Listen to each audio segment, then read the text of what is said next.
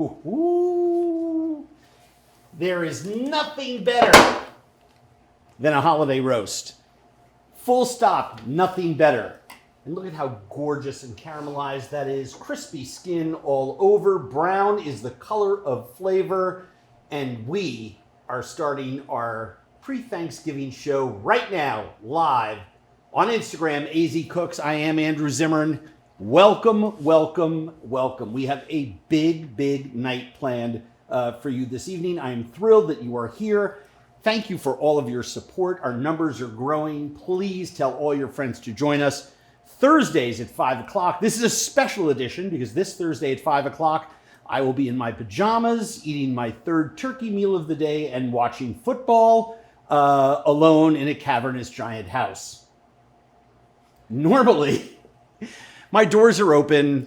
We have 30 people at the table at 4 o'clock. 20 have stopped by during the course of the day to get nibbles. Another 20 come after their night for the dessert bar we set up. Thanksgiving, as I've said before, like Passover, my two favorite holidays of the year because they center around a meal and there's no gifts. But despite the fact that this year is going to look a lot different than normal, I still plan on cooking a big meal as if 8 or 10 people are coming over, and I will be bringing food to neighbors' houses who don't cook, 2 people who are not able to fend for themselves, and doing some volunteer work. So I encourage everybody to be doing the same thing. There is no reason why the spirit of Thanksgiving, which is gratitude, is not embraced by all of us this year. None more than me, because finally it looks like, thank you, God. Some of the things that are going on in our country are beginning to straighten themselves out. And despite the horrific news about the C-19 virus, right now it is rampaging through Minnesota as we speak. Horrific numbers, record infections, record numbers of sick people, deaths are up, hospital beds are absent, and our first responders, doctors, nurses, and others are pushed beyond the breaking point.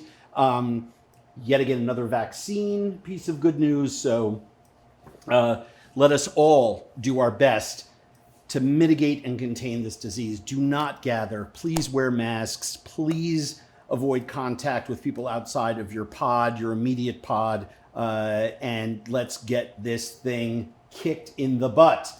Thank you to the good people at Flor de Caña, at Shun, and at Helados, Mexico for sponsoring AZ Cooks. We are incredibly grateful to them. Let me pull this turkey to the side. We're going to get to turkey carving demo in a second. We're going to have time for a lot of your questions. Our intent today is to make sure that you get your holiday questions answered if you are cooking tomorrow.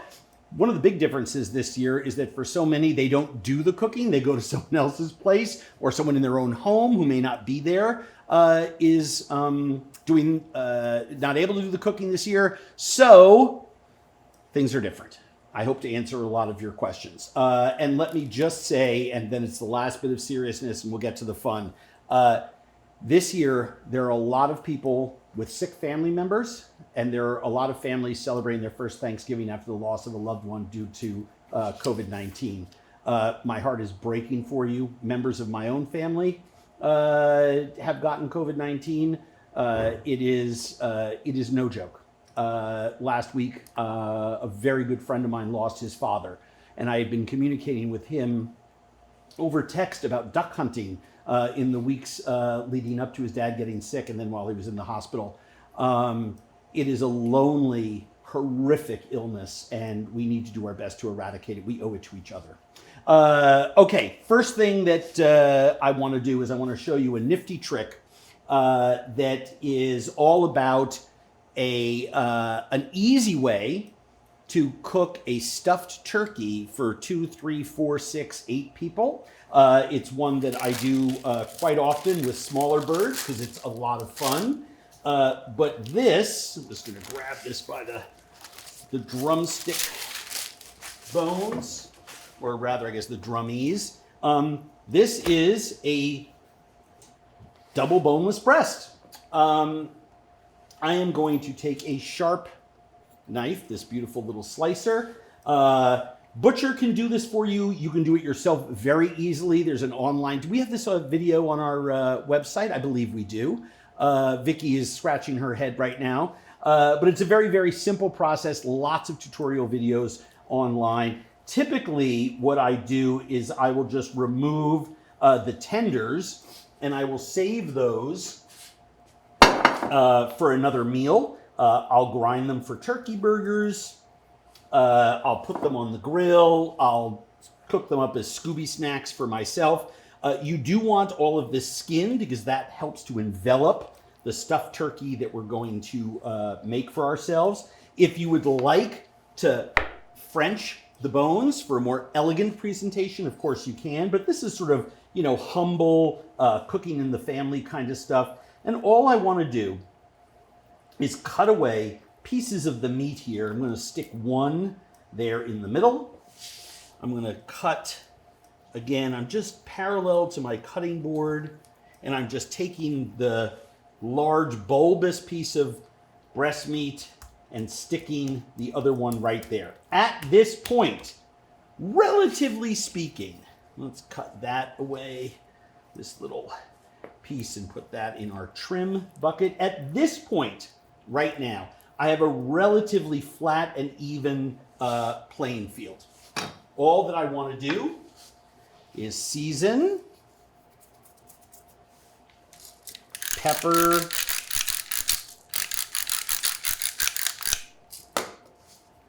and then I want to take my stuffing mixture and I want to put a tube of that stuffing mixture right down the middle.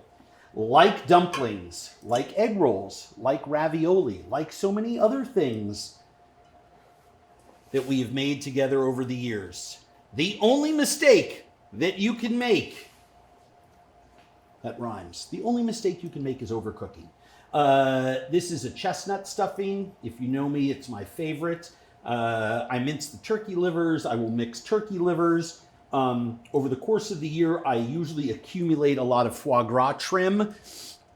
I'll take a cup of that, mince it up, or grind it and spread it on the inside to get that incredible, rich liver flavor into my stuffing, which I really like.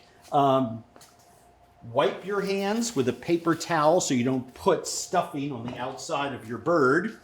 You notice I have this string here. That is because we're going to roll and tie this beautiful, beautiful roast. Do not worry about things falling out, about anything looking sloppy, because the beautiful part about this technique is that the cooking actually tightens everything up in there, so you're going to see exactly what I mean in a second. One drummy goes this way, the other drummy goes that way. This piece of fat and this piece of fat that are the edge of those drummies, just pull them down. Stick your fingers in, just like you were stuffing a real turkey, and bring this piece of fat from the bottom up and over and tuck that in. And this piece of fat right here is actually the easiest one to just push inside and pull that piece down. I will always start tying my bird here at this shallow end. Now I will tell you, once you have this rolled and tied, this is going to cinch up and be secured, and you cook this side down in the pan. So you really, really, really have a very effortless process here. Put your butcher string here. I do this the old classic European way. I'm old. That's how I learned. Some people will take 10 pieces of string and do 10 little things. I prefer to go up 1 or 2 inches, loop my string through,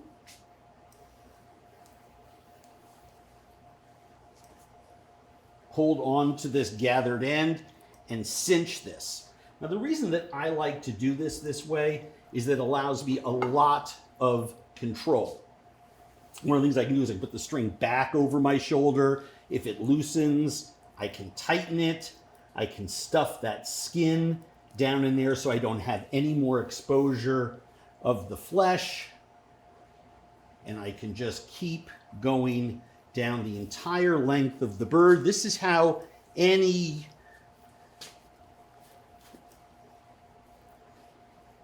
piece of stuffed poultry or meat can be rolled and tied. As you get up to this fatter part of the double breast, you're going to see it becomes extremely easy to do. And I just jerked it violently, so I need to put my two pieces back over again. This happens all the time. Do not let it freak you out. Couple wraps around the legs, or sorry, the drummies here. And I just repeat. Does this have a thick end and a thin end? You bet it does. And that's fine too. I cook this very gently, 300 or 325. Last thing I do, pull this string underneath the middle of the bird. I usually come up to this second loop here.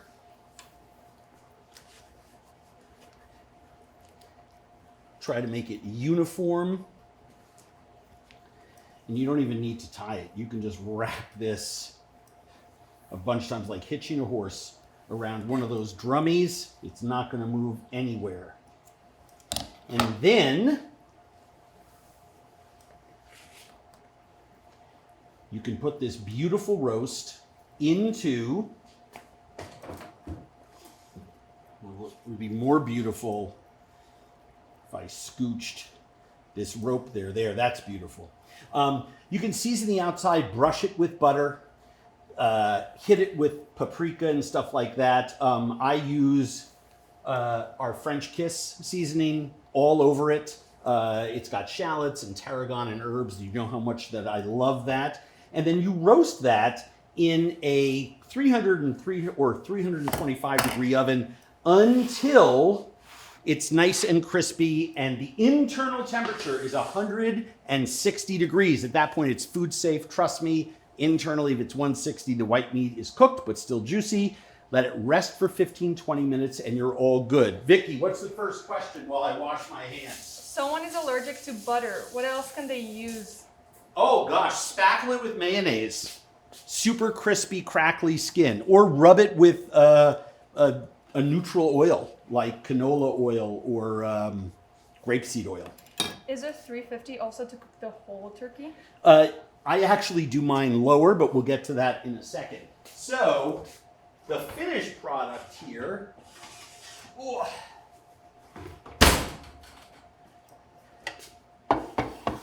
So yummy and easy. Erin, would you hand me that cutting board that's standing straight up and down? Yeah, that one.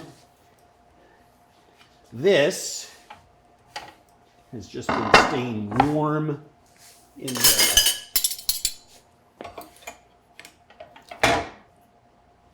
we put this in,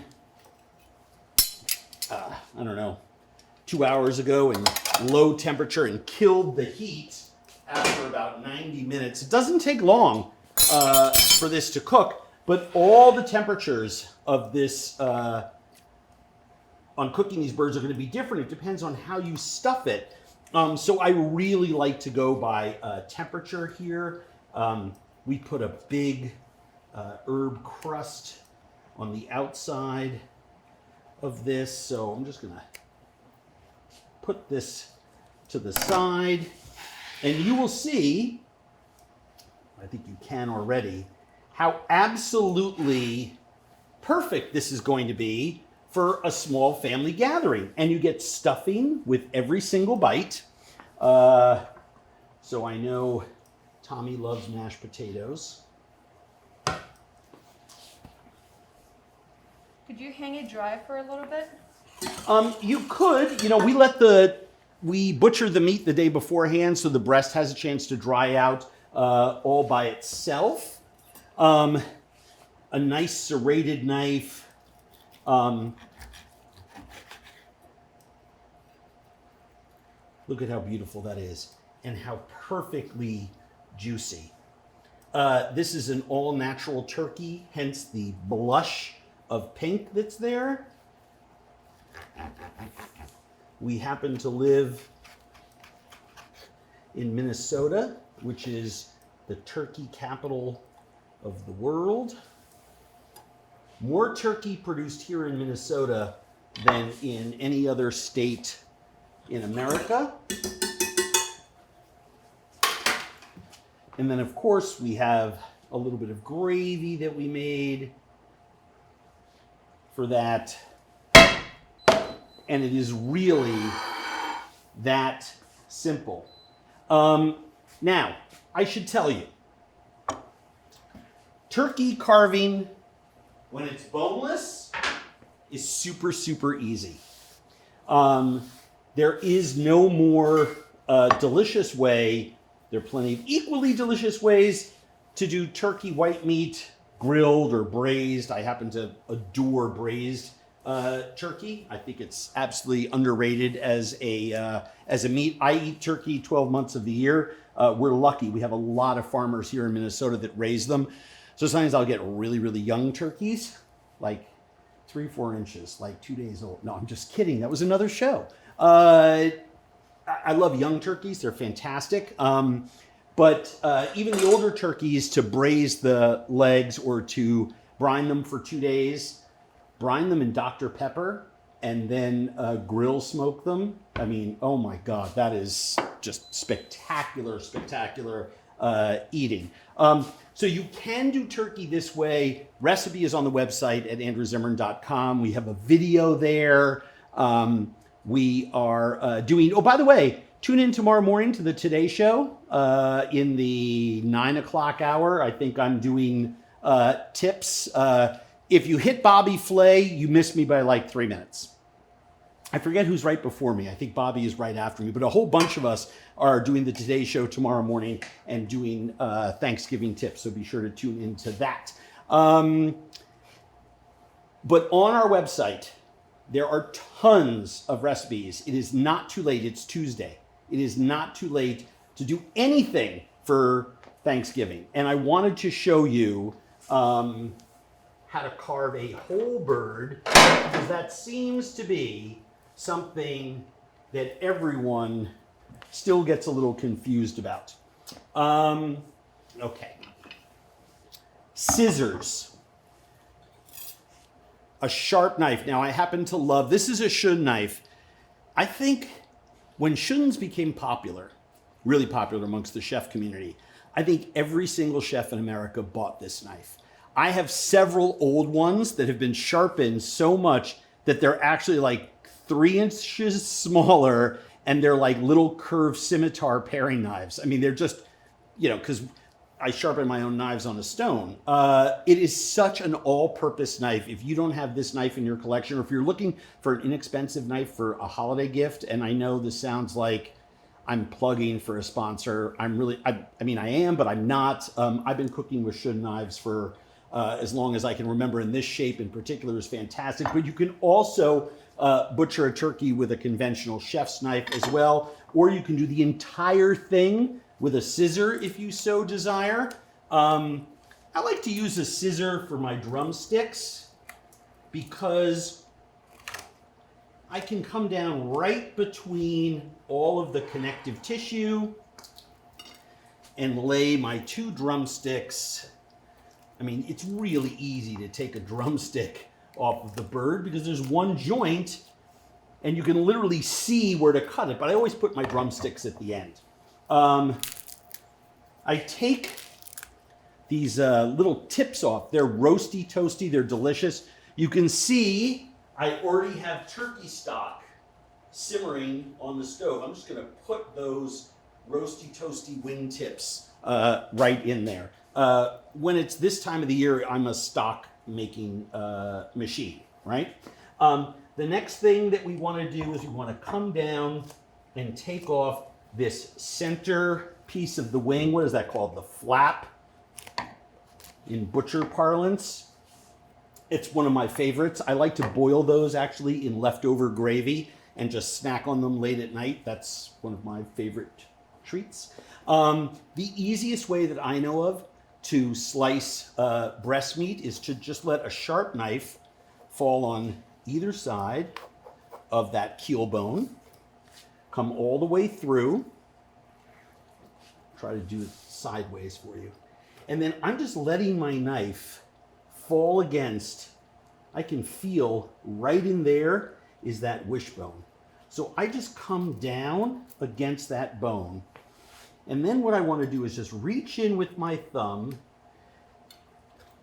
and just hold the breast, gently pulling it while I use this knife to feather the entire breast off of the carcass. And I'm going to do the same thing over here on this side. Andrew, what's your favorite turkey side dish? Stuffing, and stuffing. But I'm a big fan of sweet potatoes. We have so many. I do sweet potatoes with brown sugar, smoked brown sugar, and goat butter. We do a ton of really, really, really yummy side dishes. I probably have, I don't know, 100 of them on the website at this point. I did a really nice job of pulling the turkey breast off here. The turkey breast is super moist. You can see how moist it is.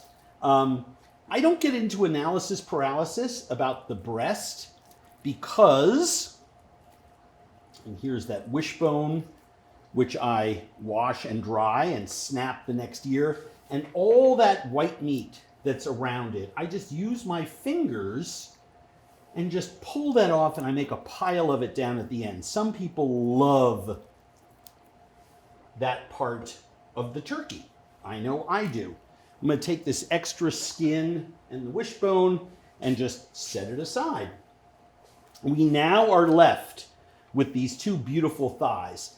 And you just want to make sure to detach it from a lot of that heavy skin that's there. And if you just pop it, you can see the other end of that bone right there. And all you do, you want to get that oyster, you want to cut all this meat away, and you can literally just push this thigh down and just keep pushing it down and come around, and you can remove this entire thigh with the oyster and put it on, and pretty crispy skin, I might say, cooking a rack works, and put it onto the platter. But that's kind of big and no one is going to eat that much of the thigh meat. So all I do is reach in, separate the bone from the sinewy flesh. I'm going to take that bone, put that into that stock pot because I can. And then I'm going to show you, I take the thigh, I turn it over, it's now boneless, and I just cut it into thirds. Andrew, they want me to ask you what happened with your beard trim. I decided not to. I went on Twitter, and there were 3,700 beard comments. And by a narrow score of 51 to 49, it was determined to be anything to be between cute / keepable / sexy AF. And one of my nieces told me that that was a good thing, so I kept it. How do you feel about brined turkey? I love brining turkey. We brined this one, and we have recipes for brined turkey on the website. But here's what you have to remember. If you brine your turkey, and when I grill my turkey, spatchcock it, or I do pieces of it, I for sure always brine my bird. And the reason is that I want it super juicy. But if I'm going to stuff it, I make sure I dry it for a day before I go in. That's a 4-day process prior to the Thanksgiving meal. I'm actually pulling little pieces of dark meat that sit in between all of these little bones. I have a pretty well cleaned carcass here. We will make stock out of this. Super easy. My board is nice and wet and gushy. That's all right. It's Thanksgiving. It's what happens when you have a nice juicy turkey. What are your thoughts on adding savory sausage and sweet dried fruits to your stuffing? I am never going to yuck on your yum. If that is what you want to do, by all means, go ahead and do it. I'm a chestnut, liver, and foie gras guy. One thing that I want to show you about setting up the holiday platter is that I want every piece of turkey that I put out for show to have some crispy skin on it. So I'm going to cover all these little bits there, which delicious and fantastic and people should eat there. And I'm left with these two breasts. Now, my uncle, may he rest in peace. I love my Uncle Richard, my father's brother. He got one of those electric slicers in like 1968. And he thought it was so cool to slice really thin slices of turkey. So the whole, it was overcooked. Then he'd slice it paper thin. So you basically had turkey dust on your plate. It was just horrible. What I would encourage that you do, whether it is, and you can use this curved slicer, or you can use a chef's knife. Just, I don't know, what's that? 3/4 of an inch, maybe almost an inch, and give every piece of moist, juicy, white meat a piece of skin. And I put the entire thing on the platter here. And just let it fall, right? It's like arranging flowers. It's beautiful that way, especially because, well, I'll use another knife and just show you how easy it is with this one as well. Do you ever add aromatics inside your turkey? All the time. As a matter of fact, I put thyme and rosemary and lemon and tarragon. Well, tarragon under the skin. I have a whole sort of fun process like that, but yes, very necessary. And then this nice breast, I actually care more about that one, the secondary one, on top, and just pull it back a little so people can see that. Then you have all of this cutting board stuff. It goes there. A sprig of parsley, scatter it with some other goodies, and that is about as perfectly carved, family style turkey that I know of. I'm going to wash my hands, then we're going to talk about something else. Someone's wondering about green bean casseroles. Best made from scratch or just out of cans? About what? Green bean casserole. Oh my God, got to start from scratch. But I'll tell you, and this is a fascinating topic, the green bean casserole. I love green bean casserole. But when I moved to Minnesota, I was cooking on a local TV station. This is like 25 years ago. And it was holiday time. And there's a whole group of crusts in classic French cooking called panades that have breadcrumbs and butter and pureed vegetables and stuff like that in there. And there are all kinds of panades. And one very famous one is made with mushroom duxelle. And I started playing around with this recipe with toasted almonds and just a little bit of tarragon, a teaspoon of soy sauce. I know it sounds crazy. But the tarragon almond soy sauce thing with mushrooms that were roasted and then pureed, fried in a pan with butter, crusts up. We posted the recipe, I think, did we post it this morning on the website, Vic? Instagram Instagram, we posted it this morning. It's on the website. And then you take steamed green beans and you toss it in that rich, it's almost like a roasted mushroom crumble. And you get all of the flavor of grandma's casserole with like 90% less calories. It really lightens it up. And quite frankly, if I'm going to eat a lot of butter and cream, I want it in this. Dusty just asked when she wants to come to get the turkey. By the way, Dusty, if that is really you, the answer is anytime. Dusty is the GM. She runs all of our companies. And when she runs away from here. Well, she comes in at 10. She has a cup of coffee, smokes a couple heaters, yells at some people, goes home for lunch, comes back, has a meeting, and then leaves again at like 1:30, 2 o'clock. We really don't know what else she does, but the yelling at people is really fun. But when she saw we had turkey on the menu, she wanted to come and grab some. So you come on down anytime. I'm just kidding. She's the hardest working person in show business, and I believe she's been a good mom and taking the turkey to one of her kids. Best ingredients to marinate a chicken. Best ingredients to marinate a chicken: yogurt, oregano, lemon juice, 2 days. I'm spending Thanksgiving alone. Best dishes for me to cook. Spending Thanksgiving alone, best dishes to cook. A big pile of pasta carbonara, put on Godfather parts 1 and 2, eat the pasta in the middle of it, small turkey for dinner, soup and leftovers all weekend long. How many turkeys have you cooked this year? I can tell you. We've cooked like 5 here, and I've cooked at least 4 at home. I literally take turkeys, thigh off, legs off, right? So then I have 4 dark pieces. Breasts cut in half raw, frame reserved for another use. So then I have 8 pieces of turkey. I marinate it in like a container like this big. It's the perfect one because it fits in the fridge. And I marinate it for 2 days in Dr. Pepper, right? Along with some herbs and spices.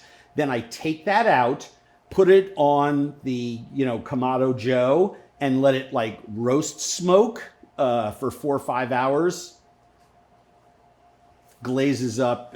It's insane. So that's a really big, like when August turns to September kind of vibe thing. And that is a very heavy in-demand meal at my house. Where in the world have you had the best turkey? Where in the world have I had the best turkey? Oaxaca, Mexico.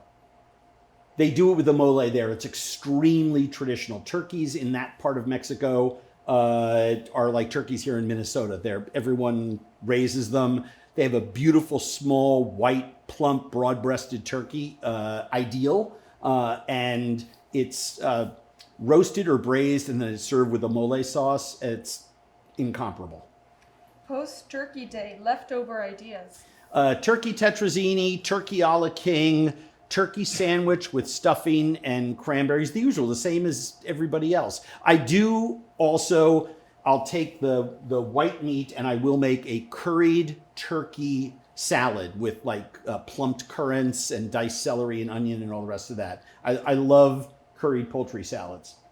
Can't seem to cook my squash and zucchini to where they aren't mushy. Do you have any advice? They are turning out mushy? Yeah. If you're cooking your zucchini or your gold bar squash or any summer squash until it's mushy, you're cooking it too long. And if you're cooking your hard squash until it's mushy, you have too much liquid somewhere in the process. Butternut squash, acorn squash, Hubbard squash, pumpkins, all the rest of that. I usually split them, quarter them, eighth them, depending on how big they are.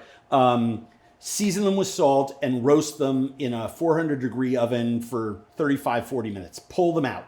Then you can score them or secondarily season them with butter and brown sugar and all the rest of that. If you dump that butter and brown sugar into your hard squash right away, it just sits there in a puddle and then somehow leaks its way through a crack onto the roasting pan where it burns, turns bitter, and you get none of the benefits and all of the pain in the ass of trying to clean it. Ham or turkey?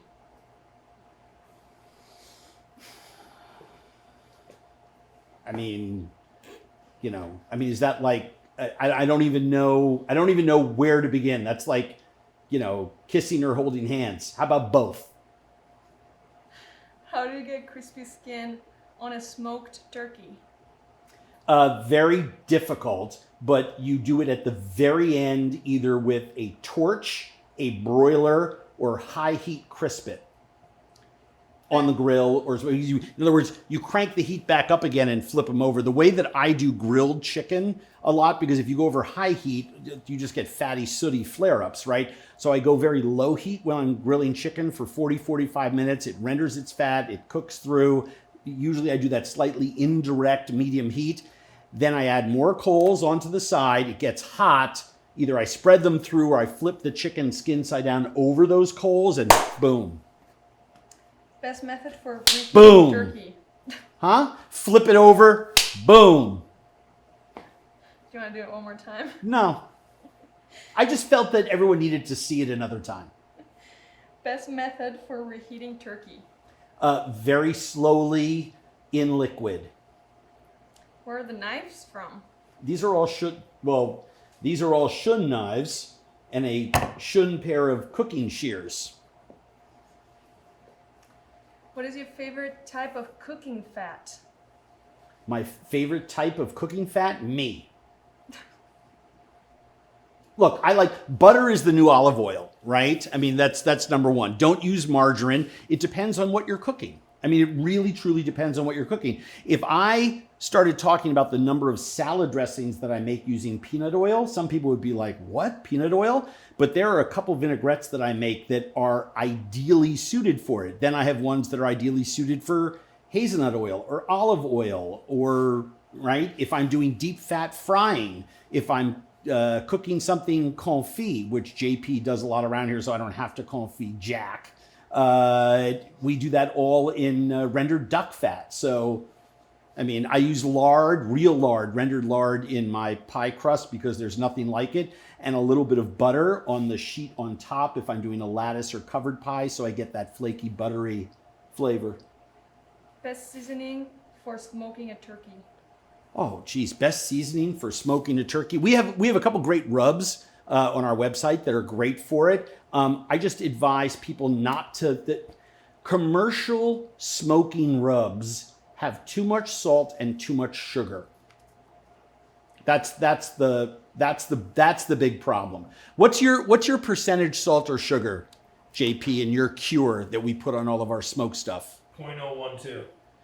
I mean, very little, right? Because it goes a long way. And if you're up just a handful of degrees in temperature and your sugar burns, it makes everything that it touches bitter. So you just gotta be really careful. Patrick Whalen wants to know, is a buttermilk brine, yes or no? Yes. It's his first time trying. But what is he doing with his turkey? And why is my business partner cooking a turkey or getting it ready on a Tuesday? I'm with him in the office all day long, and he won't ask me in person. He's got to ask live. When we fry, I use buttermilk brining for almost everything that I do frying. And I've also found that buttermilk or yogurt brining before roasting is really great as well. It keeps a lot of moisture in, and it really, really helps. If you are buttermilk brining a turkey, it's going to break down the composition of the meat in a good way. But when you are about to roast it, you got to wipe it all down because you can't brown in the presence of moisture. So you can have too much liquid. That's why if you do like a 2-day brine on a bird, you dry it out for a day so the skin dries. Not so the meat dries out. The skin is going to keep the moisture in the meat. But so the skin dries out to get that crispy skin. What are the most common... Sidebar with me later. What are the most common mistakes people make when cooking their turkey? Who asked that question? They're a winner. We're sending them a gift. Whoever you are, DM us. We're going to send. That's the best question in the world. Most common mistakes cooking a turkey. 1, basting. If you baste your turkey, you're putting 350-degree hot fat on the part of the turkey that you're trying to keep the moistest. You're actually drying it out by putting hot oil on top of it, the impact of which evaporates moisture through the skin. It is just the dumbest thing in the whole world. Do not baste your turkey, okay? Butter it, season it all up so that you can just leave it alone. That turkey that I just carved, we literally did nothing to. No seasoning, no nothing. I think we brushed oil or butter on it and just put it in an oven and left it alone for 3.5 hours. Full stop. There's nothing on there. And it just browns up evenly all over, including the skin underneath the bird because we used a rack, right? So I would encourage you to not baste your bird. Second thing, lower temperature is better. Third thing, give your dark meat a start. That bird that we cooked was in that 10 to 14 pound range. And we've figured out a way, recipes on the website, that you can just straight up roast that. 300 degrees, 3.5 hours unstuffed. The white meat, the dark meat come out perfectly. Anything bigger than that, or if you're stuffing your turkey, you'll see this tip on our website, and I've done it a bunch this season already on some shows. I take a roasting pan like this, right? I put some stock or just water a couple inches up, put it on a burner and get it simmering, and then just put the turkey right down into it. Just let it sit there and let it simmer for 15 minutes. Then pull it out, put it on a rack, and then 20 minutes later when it's cooled a bit, stuff it and pour that liquid away and roast your bird. What that does is it gives the bottom of the turkey, where the thighs are and where those joints are at the hips, a cooking head start, which is what it needs, because the white meat on top sits at a higher place in the oven and it's ready at 160 degrees. The dark meat has a lot of connective tissue on it. It's at the bottom of the oven where it's cooler. It's insulated. It's getting all that liquid down in it. It takes longer to cook, but it's not ready until it's 170 to 175 degrees for the connective tissue and the sinew to break down. So it's super, super important. Super, super important that you give your dark meat a head start on any bird you're stuffing, or if you're cooking a bird larger than 15, 16 pounds. Someone is cooking a 21-pound turkey. Do you have any tips for that? How long and what temperature? Wow, I've cooked a 20-pound turkey and a 22-pound turkey, but I've never cooked. Has anyone here cooked a 21-pounder? No, sorry. That's a joke. 21-pounder, stuffed or unstuffed? We'll see what they say. Tastiest and easiest dessert for Thanksgiving? Tastiest and easiest, fruit. A pie that somebody else made. Ice cream from Salt and Straw or Jenny's. Nothing easier than that. Break it out. I happen to find pie making really, really simple, especially because over the last, 10 years, a lot of bakeries are selling their own pastry. The dough, the raw dough. So I do that. It's also, we have some really good, Michelle Geyer, one of the greatest pastry chefs in the country, made a pie with me a couple years ago on AZ Cooks, a caramel apple pie. Simple, simple, simple. Zoe Francois, I think we're putting that up tomorrow morning, did a pumpkin chocolate bundt cake that is insane. So we have some really, really accomplished world-class bakers cooking with me, teaching me how to make two perfect desserts. The other thing that's really easy, my Aunt Suzanne's pecan bars are on my website. Do that. That's 4 ingredients, takes a half an hour, and it's very autumnal. The other thing we have a video on that's great, I'm doing one this year, is a tarte tatin, which is a caramelized apple tart, cooked upside down, served right side up. World class. The 21-pound turkeys and stuffed. Stuffed, okay, it's unstuffed. Unstuffed, even easier. Go 300 degrees for 4 hours and 15 minutes, and then put a meat thermometer in the deepest part of the thigh. Favorite pie recipe? On my website, tons of them. My own apple pie, my blueberry lattice pie, my strawberry rhubarb pie. We got a lot of pie. I love pie.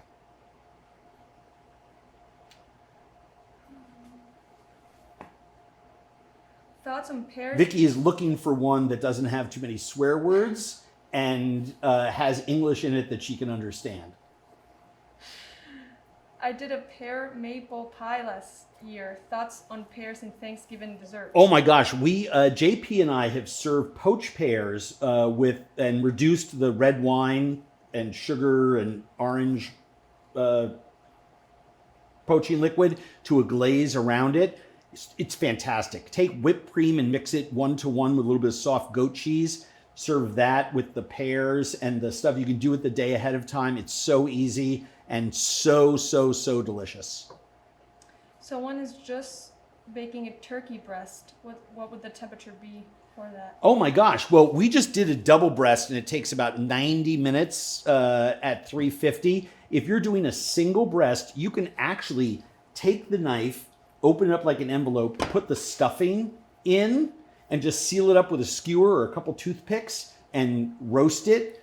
I would go high heat, 400 degrees for about 35 minutes, and then put a thermometer in the middle. And when the inside is 160 degrees, you're done. But it won't take very long in a hot oven if you start with your breast at room temperature, which you should. Favorite cheeses for mac and cheese? Favorite cheeses for mac and cheese? I could literally name 100.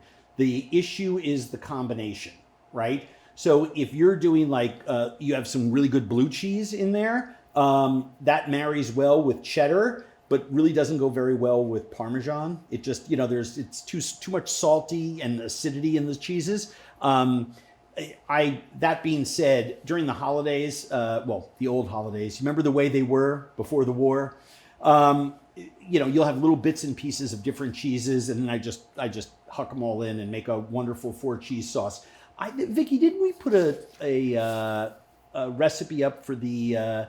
We have our gnocchi with 4 cheeses, but I also have a recipe up for a bubbly mac and cheese that's got adult cheeses in it that you should check out, with a breadcrumb crust that is just absolutely, it's FTDF, fucking to die for. That's what my grandmother used to say. In New York, I should tell you, by the way, I got some comments about my swearing the other day. Let me just explain something to you.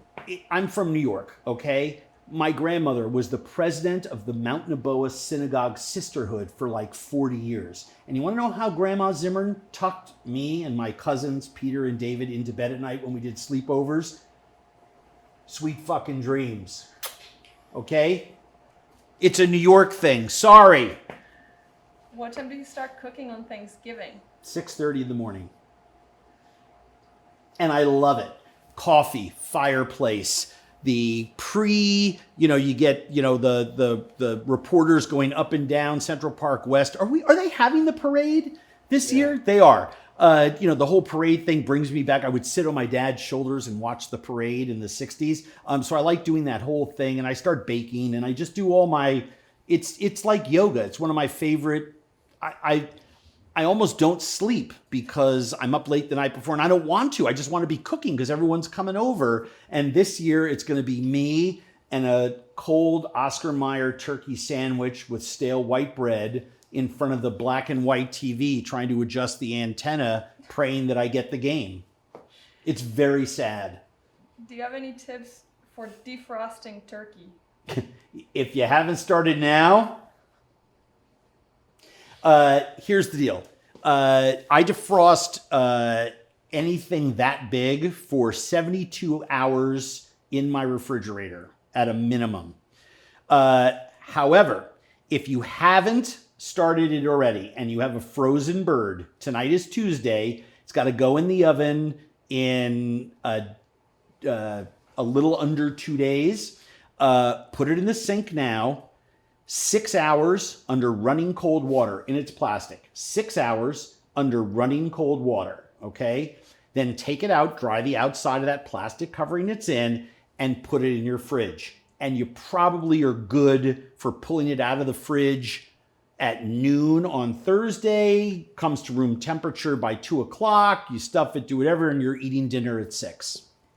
What appetizers do you like to serve before your turkey? Oh my God, my grandmother's chopped chicken livers, stone crab that I order from Joe's and crack and put out. I put a jamon and a ham cradle. I do little mini sandwiches of different types. When guests are really in the full swing of things, it's mugs of oyster chowder. So we don't have to do it as a table course. You can have it while you're standing up and kind of hanging out and going outside, playing football, or just beating the crap out of each other, which is what my cousins and I would do on Thanksgiving. I was the youngest one. I got the shit kicked out of me every single year, which is just a rite of passage. I was the youngest Zimmern, and I loved it. I loved my cousin. Maybe my cousins sometimes watch this. So Peter, David, or if my, I call them my nephews because my cousins are like brothers, but if the boys are watching, I love you. Linda, I love you. Of course, I will be calling you Thursday and expressing my love verbally. You will get verbal love Thursday morning. Any ham cooking tips? Yes. Sherry glaze, full stop. Prime rib beginner tips. Oh my gosh. Has to come to room temperature. Dry cure, 2 days, like tonight. Rub that thing down with a really light cure, right? That's very low percentage salt and sugar, a lot of herbs. Let it sit in there and dry. I mean dry. No covering, no nothing until you're ready to roast it. Slow. 300 degrees until the internal temperature is 135, 140. Then crank up that oven as high as it goes. Brown the skin, and you'll pull it out. It'll be a nice medium rare all the way through into medium. Thoughts about cranberry sauce? I have many, and it should be homemade. I also like the can of cranberry just ootzed out. And by the way, open the can and then tilting it, run it under hot water so it slides out, but you still get the little ridges. And I do like that stuff because you can do a slice and do a sandwich really easy. I love cranberry sauce. One of my favorites. Would you make all pies the day before? You can. I make the pies the morning of. That's the first thing that I make.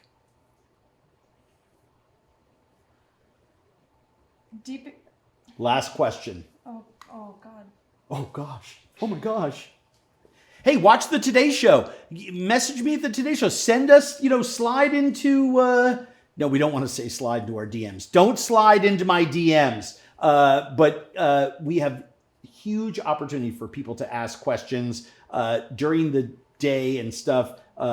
Thursday on Twitter, lots of people like me are on there answering lots of questions. Huge bunches of culinary talent does all these different shows where we answer questions and stuff like that. So there's lots of opportunity to do this. And you can go to andrewzimmern.com. Who looks at the info thing? Oh, Vicky looks at the info thing. So we'll make sure that we pass all those questions on to me. Okay, someone says, what is the best advice you can give us about staying positive during the pandemic? Oh my gosh, that is such a great question to end on. I do not believe the glass is half full or half empty. I believe the glass is refillable. This has been a horrible and terrible time in our country's history. And I hate to say it, but it is worth naming the inaction of the current administration, both at the beginning of the pandemic and then most importantly, even in April and May, to not restock all of our PPE and prepare for the wintertime surge that everyone said was coming is tantamount to criminal negligence or genocide, considering that people of color are dying in inordinate numbers relative to the rest of the population. That aside, I am staying very positive about this because humankind relies on it. Our family and friends rely on it. Our culture relies on it. I think it's okay to carry sadness and criticism in your heart and still remain hopeful. Amazing things have happened in this last year, including 3 different companies by last count, all coming up with vaccines within 9 months. And they're saying that 70% of the country can be inoculated by spring. That is a miracle. That is a Marshall Plan moonshot. And it's one of the reasons that I am a fiscal conservative. And it's one of the reasons that I am a capitalist. The system that we have incents companies to do that. Now what we have to do is spend the rest of our time making sure that everyone is able to get access to them, and that most importantly, we do everything we can to help out our neighbors, which means not congregating, wearing masks, and shutting ourselves down between now and January 1st. If we shut ourselves down for the next 6 weeks, personally, like take personal responsibility for that, we are going to mitigate and contain this disease, and we're going to remove the pressure that is on our health system. Right now, there's just not enough 16-hour shifts left to be pulled by doctors and nurses. We have stretched our hospital capacities beyond their limits and our healthcare system beyond its limits to cope. We have to take responsibility for each other and do that service work graciously and with excitement. I am excited to do my part so that somebody else doesn't get sick. That, to me, is what gives me hope, because we all get to contribute to the greater health of all the people in our homes, our communities, and around the country, because that's how a virus spreads, is through other people. Have a joyous and happy holiday. I know I'll be speaking to lots of you on social media and questions and all the rest of that kind of stuff. Today's show tomorrow morning. Thank you, Shun, Jalados Mexico, and Florida Caña Rum. Happy Thanksgiving. Please carry, despite the hardship, please carry the spirit of gratitude in your heart. Thank you.